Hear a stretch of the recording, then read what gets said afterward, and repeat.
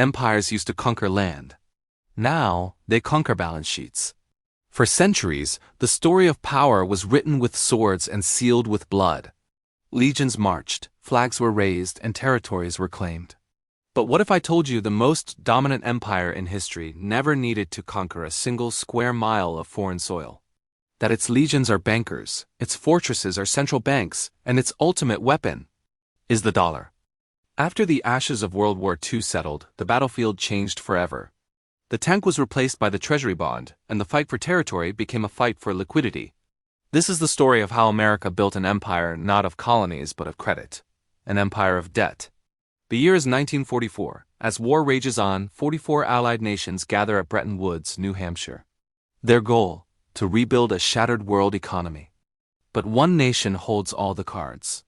The United States, untouched by the devastation, possesses 2/3 of the world's gold reserves. And with that power, it dictates the terms. From this meeting, two powerful institutions are born: the International Monetary Fund and the World Bank. On the surface, they are tools for global stability and reconstruction.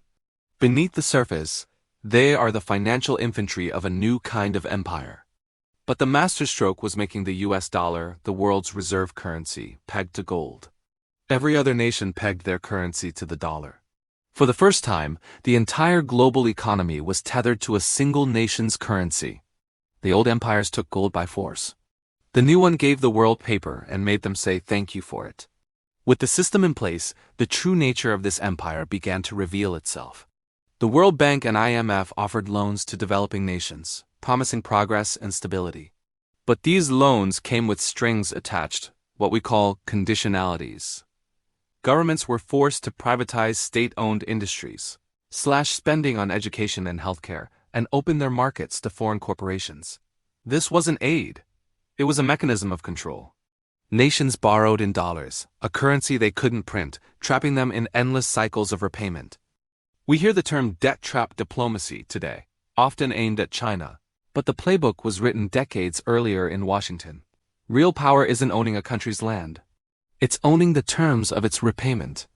In the age of colonies, nations lost their territory. In the age of credit, they lost their sovereignty. Then came 1971. The Vietnam War and massive domestic spending had put a strain on America's gold reserves. Nations began to doubt if the U.S. had enough gold to back all the dollars floating around the world. So President Nixon made a stunning announcement. He severed the dollar's final link to gold. The Nixon shock was a global earthquake. Overnight, the world, as money shifted from being based on value to being based on faith and the full credit and word of the United States. Now, America could literally print its influence. With no gold backing to restrain it, the U.S. could run massive deficits, funding its military and consumer economy by issuing debt that the rest of the world was now forced to buy. Debt became America's #1 export. When your money is backed by nothing but trust, the biggest borrower doesn't become weak, it becomes the empire. Just 2 years later, in 1973, America solidified its financial dominance with a masterstroke. The U.S. forged a secret deal with Saudi Arabia, the world's dominant oil producer. The terms were simple: America would provide military protection, and in return, Saudi Arabia would price all of its oil exports exclusively in U.S. dollars. Soon the rest of OPEC followed.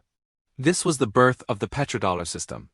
Suddenly, every country on earth, whether friend or foe, needed US dollars to buy the most essential commodity for a modern economy. This created a permanent artificial global demand for American currency. The US wasn't just selling oil anymore. It was selling the very permission to buy it. The empire no longer needed gunboats to enforce its will. It had oil contracts. It replaced soldiers on the ground with bankers in high-rise towers. As the 1980s dawned, the debt web began to tighten. Encouraged by low interest rates, developing nations across Latin America, Africa, and Asia had borrowed heavily in dollars.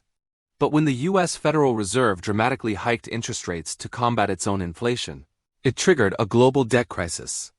Nations that had borrowed cheaply now faced impossible repayment terms. What followed was Latin America's lost decade. The IMF swept in, not as a savior, but as a repo man. It imposed brutal austerity measures. Governments were forced to sell off their public assets, water systems, power grids. Telephone companies often to Western corporations at bargain prices. Social spending was gutted, plunging millions into poverty. The empire expanded, not by planting flags, but by compounding interest. The empires of old demanded tribute in gold and grain. The new empire simply collected its interest payments. Fast forward to the modern era, and the playbook remains shockingly consistent.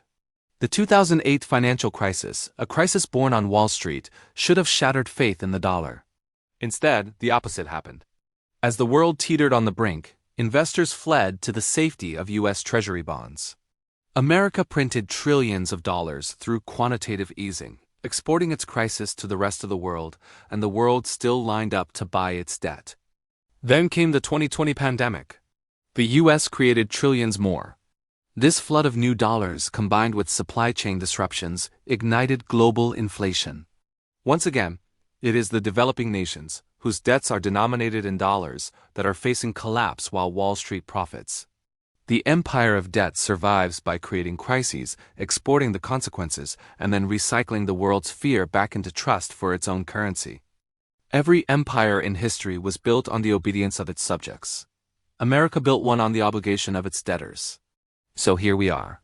In a world that feels more divided than ever, it's held together by an invisible web of debt, with the United States at its center. America doesn't need colonies in the traditional sense because the entire world voluntarily holds its IOUs. The true power isn't just in printing the money. It's in creating a system where everyone else needs it more than you do. It's the ultimate illusion of freedom. Nations believe they are sovereign, yet their economic fate is tied to interest rate decisions made in Washington and the risk appetite of traders in New York. Empires rise and fall.